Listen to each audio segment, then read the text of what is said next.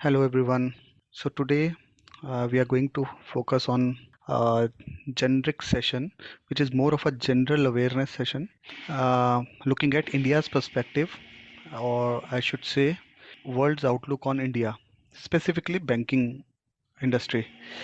तो अगर आप लोग देखें रिसेंट में काफ़ी हम लोगों ने देखा है कि India is becoming a banking attraction. When we are saying banking attraction, it's not a finance video but it's more of a generic video I said.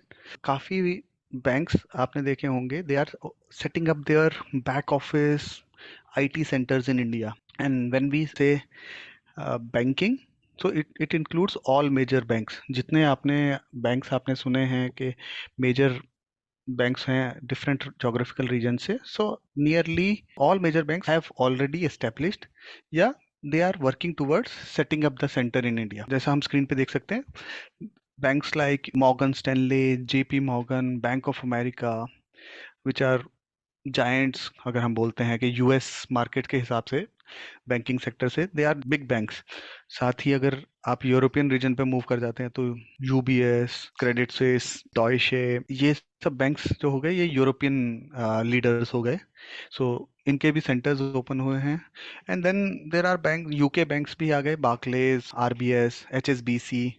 सो ऐसे ही प्लस अब तो रिसेंट में हमने देखा है कि काफ़ी ऑस्ट्रेलियन बैंक्स भी इंडिया में सेटअप कर रहे हैं और बहुत काफ़ी rapidly they are increasing their IT setups in India. तो जब हम ये सब कुछ देख रहे हैं कि major banks, major geographical regions जो सब से इंडिया में आके की कॉन्सेंट्रेट हो रहे हैं, और आई शुड से कि ये इंडिया में सेंटर्स अपने क्यों ओपन कर रहे हैं, जबकि अगर आप देखें क्लियरली इनका इंडिया में ऐसा कोई बिजनेस ऑपरेशंस तो नहीं है. आप कोई किसी भी एक बैंक को उठा लीजिए, मैं बोलता हूँ आप आरबीएस ले लीजिए, यूबीएस ले लीजिए, ये सब के आपको कोई ब्रांचेस नहीं दिखेंगे, कोई बैंकिंग ऑपरेशंस नहीं दिखेंगे यहाँ पे जहाँ पे ये कस्टमर से डीलिंग कर रहे हैं. फिर भी ये लोग इतना इंटरेस्टेड इंडिया में क्यों है? सो इसी टॉपिक पे आज हम लोग बात करने वाले हैं कि why India is becoming a banking attraction for all the world banks. तो रिसेंट में अगर आप देखें काफ़ी ज़्यादा एक पोस्ट कोविड एक ट्रेंड देखने को मिलेगा कि काफ़ी बैंक्स अपने अपने इंफ्रास्ट्रक्चर भी सेटअप कर रहे हैं यहाँ पे. और जब इंफ्रास्ट्रक्चर सेटअप कर रहे हैं तो उसके साथ एक जो मेन जिस चीज़ पे हमारा मेन इंटरेस्ट एरिया है, जॉब्स भी क्रिएट हो रहा है, आईटी जॉब्स इन पर्टिकुलर. तो जब आईटी जॉब्स क्रिएट हो रहा है तो across wide pool of opportunities आ रही हैं हमारे पास, जहाँ पे अब हम इंडिया में रह के डिपेंडिंग ऑन अपन आर स्किल सेट हम डिजायर्ड जॉब के लिए अप्लाई कर सकते हैं. और अगर आप जोग्राफिकल एरिया भी देखो तो पूरे अक्रॉस इंडिया, बैंगलोर, गुड़गांव, हैदराबाद, पुणे, मुंबई, तो मेजर मेजर सिटीज में सब जगह आपको कोई ना कोई ऐसे बैंक्स मिल जाएंगे जहाँ पे आपको जॉब अपॉर्चुनिटीज डेली बेसिस पे क्रिएट हो रही हैं और काफी ह्यूज चंक में हो रही हैं. बट क्या है इसका रीजन कि why investment banks are so keen to open their offices in India? If we see, first तो रीजन आ गया जो हम स्क्रीन पे देख पा रहे हैं, कॉस्ट इफेक्टिवनेस. तो कॉस्ट इफेक्टिवनेस क्या हो गई? कॉस्ट इफेक्टिवनेस हो गई कि हमारे यहाँ पे, अगर ये तो आई थिंक सब लोगों के लिए बहुत कॉमन है कि कॉस्ट, जो लेबर कॉस्ट है और एक एम्प्लॉय कॉस्ट जो है इंडिया में, वो अगर हम कंपेयर करें एक यूएस के एम्प्लॉय या एक यूरोप के एम्प्लॉय से, वो काफ़ी लो है. मैं इसको ऐसा नहीं बोलूँगा कि क्वालिटी लो है, मैं ये बोलूँगा कि बिकॉज हमारे पास रिसोर्सेज इतना ज़्यादा हैं, इफेक्टिव कॉस्ट पड़ती है वो वैसे ही कम हो जाती है. तो कंपेयर टू डेवलप्ड कंट्रीज, उससे इंडिया को क्या फ़ायदा है? इंडिया के पास उस, आई वुड से इंडिया कम कॉस्ट में ज़्यादा अच्छा रिसोर्सेज प्रोवाइड कर सकता है, जो कि हर बिजनेस के लिए एक एडवांटेज प्रूव हो रही है. और इन्हीं वजह से एक कॉमन जो आजकल एक बहुत टर्म यूज हो रही है इंडिया के लिए, वो ये हो रही है कि इंडिया जो है ना, वो फाइनेंशियल इंस्टीट्यूशंस हैं या बाहर की ऑर्गेनाइजेशंस हैं, इनको बहुत अच्छे से एक ऑपरेशनली वर्क करने में और एक आईटी सर्विस प्रोवाइड करने में काफी हद तक इंडिया कर पा रहा है उसे, बिना कॉम्प्रोमाइज करे क्वालिटी ऑफ वर्क. तो जो क्वालिटी ऑफ वर्क आपको बाहर मिलेगा, सेम क्वालिटी ऑफ वर्क आपको इंडिया में मिल रहा है और उससे बेटर ही, बट उससे कम में. तो अब सेकंड जो है, सेकंड पॉइंट जो हम बोल रहे हैं, access to skill talent pool. So skill talent pool और कॉस्ट, जैसा मैंने बोला कि ये आपस में लिंक्ड दोनों पॉइंट्स हैं. इंडिया में कॉमन नजरिया है कि एवरी ईयर हमारे यहाँ पे इतने कॉलेजेस हैं जो कि इंजीनियर्स, एमबीएस, एमसीएस, इन तरीके की जो टेक्निकल स्किल रिसोर्सिंग है, उसके रिसोर्सेज को हर साल पास आउट हो रहे हैं, every year they are passing out. और उसके लिए क्या है, अब जो एजुकेशन है वो सेम है, अप्रॉक्सीमेटली सेम है अक्रॉस द कंट्री। तो जब एक डेवलपर की जॉब आ रही है तो हमारे पास बहुत सारे रिसोर्सेज हैं जो कि स्किल्ड हैं। तो उस वजह से पहले ये प्रॉब्लम थी कि जॉब कम थी, रिसोर्स ज़्यादा थे, पासिंग कैंडिडेट ज़्यादा आ रहे थे एक इंजीनियरिंग के या एमबीए के, बट उतनी जॉब्स नहीं थी। बट अभी क्या हो रहा है, अभी इतने सेंटर्स ओपन हो रहे हैं, इतनी कंपनीज यहाँ पे अपने सेटअप्स ला रही है कि जॉब्स भी उतनी ही ज़्यादा आ रही हैं। तो हमें उसी सेम कैपेसिटी पे किसी कंपनी को ये प्रॉब्लम नहीं हो रही है कि उसको I would say high labour दे के वो स्किल को उठाना पड़ रहा है। उनके पास अवेलेबिलिटी है एक बहुत अच्छे रिसोर्स पूल की, जिसके पास एक टैलेंट है और जो स्पेसिफिकली आईटी और फाइनेंस में काफ़ी अच्छा परफॉर्म करते हैं। तो उस वजह से क्या हो रहा है कि हर कंपनी जो सेटअप कर रही है उसे रिसोर्सेज मिलने में प्रॉब्लम नहीं हो रही है। और वाइस वर्सा हमारे रिसोर्सेज जो हमारे बच्चे हैं, स्टूडेंट्स हैं, उन्हें भी जॉब्स बहुत अच्छे से मिल पा रही हैं। और साथ ही साथ यहाँ पे बहुत इंडिया में बहुत कॉस्ट इफेक्टिवली बहुत अच्छी कोडिंग की, बोलो एमबीए की, बहुत स्पेसिफिक स्पेशलाइज्ड ट्रेनिंग्स भी बहुत आपको कम प्राइस पे मिल रही है अगर आप कंपेयर करते हो एक डेवलप्ड कंट्री से। ठीक है, अगले पे चलते हैं। जैसे एक और हो गया, एक बहुत अच्छा एडवांटेज हम लोगों के पास है, विच इज आई वुड से, इन दोनों को कंबाइन करूंगा, टाइम जोन और हमारा इंग्लिश प्रोफिशिएंसी। तो टाइम जोन के लिए अगर बोलें तो इंडिया जो है, अगर आप प्रॉपर एक्यूरेटली देखें तो यूटीसी प्लस 5 आवर्स 30 मिनट पे है टाइम जोन के हिसाब से। जो यूरोप और अमेरिका को तो बहुत टाइम से हम लोग केटर कर ही रहे हैं उनके टाइम जोन्स को। प्लस अगर आप देखें रिसेंटली हम लोग एशिया पैसिफिक, जैसे कि आपके सिंगापुर हांगकांग रीजन हो गए, प्लस ऑस्ट्रेलियन रीजन भी। तो अगर आप ऑस्ट्रेलिया की वर्किंग देखें तो हमारे यहाँ पे 6:30 to 7 स्टार्ट हो जाता है उनके वर्किंग के हिसाब से। अगर हम अपने टाइम जोन को मैच करें तो हमारे 6 to 7 के आसपास होता है, जो कि अगेन हमारा ऐसा नहीं है कि बहुत लेट नाइट में पड़ रहा है। तो उस टाइम पे भी हमारा बहुत ज़्यादा डाइवर्स पूल होता है जो जो जॉब पे जाने के लिए रेडी है, उस टाइम पे काम कर सकता है। तो हम लोग, अगर देखो आप अक्रॉस कॉन्टिनेंट, हम we are able to serve to different geographies, जिससे इंडिया को एक स्ट्रेटजी की, एक लोकेशन की एक बेनिफिट मिल जाता है, क्रेडिट एडवांटेज है। प्लस आप देखो इंग्लिश प्रोफिशिएंसी जो मैं बोल रहा था, तो जनरली यहाँ पे इंग्लिश जो है वाइडली स्पोकन है इंडिया में। आप देखो, आप अपने स्कूलिंग से देखो, देन कॉलेज, हर जगह आपको इंग्लिश जो है एक स्पोकन इंग्लिश पे काफ़ी एम्फोसाइज किया जाता है, सो दैट हम लोगों की इंग्लिश इम्प्रूव्ड रहे और हमारा जो एक्सेंट है वो भी बहुत ज़्यादा न्यूट्रल है।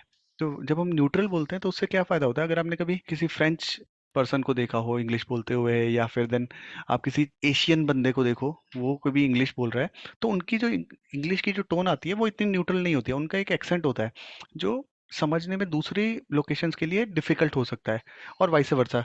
बट इंग्लिश हमारे यहाँ पे क्या होता है, हमारी बहुत न्यूट्रल टोन है एक इंग्लिश की। उससे बेटर उसमें ये एडवांटेज मिलता है हमें कि हम अगर यूएस की इंग्लिश है उसे भी अडेप्ट कर लेते हैं, यूके इंग्लिश है उसे भी अडेप्ट करते हैं, यूरोपियन कुछ है या जापानीज या एशियन जो उनका एक्सेंट है उसको भी हम इजीली समझ पाते हैं। और वो एक एडिशनल हमारा टैलेंट के लिए ही बोलूंगा मैं, वो फायदा देता है।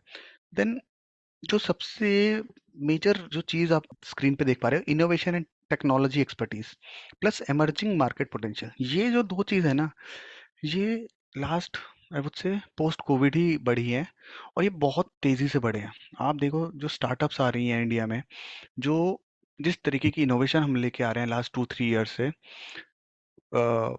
एक कॉमन एग्जांपल इज यूपीआई। देखिए अब कितना यूपीआई कितना फास्ट स्प्रेड हो रहा है बाहर बाहर की कंट्रीज में। और इस यही नहीं, कोविड के टाइम पे भी जो हमारा जो वैक्सीनेशन के लिए जो स्लॉट बुकिंग ऐप हमने यूज़ की थी, वो उसकी भी काफ़ी पॉपुलैरिटी बढ़ी थी। तो technology, one I am saying, IT technology में ना हम लोग काफ़ी स्पीड से काम कर रहे हैं। भले ही वो ईवी हो या कुछ भी ऐसे सेक्टर्स हो, बहुत नीश सेक्टर हो, पावर सेक्टर हो, हम लोग बहुत स्पीड से काम कर रहे हैं। और सिर्फ स्पीड ही नहीं, उसमें हमारी क्रिएटिविटी और इनोवेशंस भी बहुत अच्छे से सामने आ रही है जो वर्ल्ड देख पा रहा है। ठीक है, वो एडवांटेज हमें दे रही है बाकी लोकेशन से। बाकी जो आई वुड से, जैसे पहले क्या होता था, फिलीपींस एक लोकेशन होती थी जनरली आईटी के लिए, मलेशिया होती थी, चाइना होती थी, ये थोड़ी प्रेफर्ड लो कॉस्ट रीजन्स होते थे। अब इंडिया सिर्फ लो कॉस्ट में नहीं गिना जाता, अब वो बिकॉज हमारे पास वो टेक्नोलॉजी टेक्नोलॉजी की इनोवेशन करने की भी एक्सपर्टीज आ गई है ना। तो हम एक निश मार्केट में भी एंटर कर रहे हैं, same emerging market potential, because since हमारे पास ये सब टेक्नोलॉजी इनोवेशन के प्रोडक्ट्स पे हम लोग काम कर रहे हैं, तो हमें एक एडेड एडवांटेज ये मिल रहा है कि हम अपने आप को एक एमर्जिंग मार्केट की तरह बना पा रहे हैं, और इंडिया को की पोजीशनिंग बहुत अच्छी हो गई है जब हम कंपेयर करते हैं बाकी कंट्रीज के कंपैरेटिवली। और बहुत जगह तो इंडिया जो है अभी आप देखोगे कि it is standing out with major countries, भले ही वो हमारे अ, अपने इसरो के मिशंस हों, या हमारी डॉक्टर्स की टीम हो, या हमारे कुछ इंस्ट्रूमेंट्स जो हम लोग बना रहे हैं मैन्युफैक्चरिंग में यूजिंग टेक्नोलॉजी, वो सब हो, या कोई हमारे प्रोडक्ट्स हों जो एज अ सर्विस हम दे रहे हैं, जो वो वर्ल्ड में मतलब इस चीज़ को एक बहुत अच्छे से देखा जा रहा है कि इतना फास्ट कैसे हो सकता है। अगर आप कहीं किसी कंट्री में जाओ, तो जिस तरीके से हमें यहाँ पे Blinkit, Swiggy, Zomato, Dunzo type की एप्लीकेशंस काम कर रही हैं, रेयरली किसी कंट्री में ये इस स्पीड से काम हो पा रहा है। और इतना उन लोगों के लिए भी ये एक अलग एक्सपीरियंस होता है जब वो लोग देखते हैं कि घर बैठे ही लोगों के हाथ में यूजिंग अ मोबाइल फोन सब चीज़ within fractions of minute आपके पास वो चीज़ डिलीवर हो जाती है। ऐसा किसी कंट्री में रिसेंट डेवलपमेंट नहीं हो रहा है। एंड देन ग्लोबलाइजेशन, डाइवर्सिफिकेशन हमेशा से रही है, I would say, but considering it has acted as a fuel for our innovation, तो उससे हमें एक बेटर अपॉर्चुनिटी क्रिएट करने का मौका मिल रहा है। हम लोग हर फील्ड में, रोबोटिक्स में, एआई में, हर जगह हम अपने आप को एक अच्छे से प्लेस कर पा रहे हैं। और ये when I am talking about AI, it's not about robotics and all in manufacturing and all. मैं बैंकिंग में बात कर रहा हूँ, जैसा प्रोसेस ऑटोमेशन हो गए, आपका आर्टिफिशियल इंटेलिजेंस यूज करके हम लोग बॉट्स बना रहे हैं to make life easier for our customers. बहुत सारे प्रोसेसेस को हम लोग इस तरह से स्ट्रीमलाइन कर रहे हैं कि वो क्लाइंट के लिए भी, उन लोगों को भी नहीं पता था कि इतना बेटर प्रोडक्ट निकाल के ला सकते हैं। तो अभी इंडिया में ये एक ऐसा एरा है जहाँ पे I would suggest, instead of we looking out for opportunity outside country, हमारे पास यहाँ पे अपने आप से ही banking sector to be, banking and finance sector में ही इतनी अपॉर्चुनिटीज क्रिएट हो रही है, और आगे जाके भी होती रहेंगी नेक्स्ट 4-5 ईयर्स में, कि हमें अपनी स्किल को, अगर किसी को ट्रांजिशन करना है उसकी भी अपॉर्चुनिटीज मिलेंगी, अगर किसी को नया एंट्री लेनी है इस जॉब मार्केट में उसे भी मिलेगी और सीखने को मिलेगा। And it's a wave now, और जो इसके साथ जुड़ रहा है उस अपने आप को एक एडवांस होने का भी मौका मिल रहा है। एंड गवर्नमेंट पॉलिसीज तो अभी काफ़ी इजी हो गई हैं, ईज आउट हो गई हैं, businesses are starting up in India. भले ही छोटी से छोटी फिनटेक कंपनी की बात करो, या कोई एक बड़े जायंट की बात करो, हर कोई इंटरेस्टेड है इंडिया में। इन शॉर्ट मैं यही बताना चाह रहा था कि अभी India is becoming a favourable position for all across the world leading in, banks specifically or financial institutions, and everyone is keen to open a center in India and get use the resources India has, so that they can also improve their profits, and they can also take advantage of the technology mind which Indians have. That's it from my side. Thanks everyone for this session. Please follow, subscribe.